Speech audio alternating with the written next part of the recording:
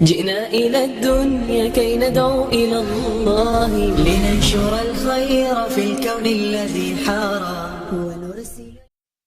لوگوں کے ساتھ آپ کا رویہ دو طرح کا ہے، یا تو وہ اچھا ہوگا یا برا ہوگا۔ اب کیسے پتہ چلے کہ ہمارا رویہ اچھا ہے یا برا؟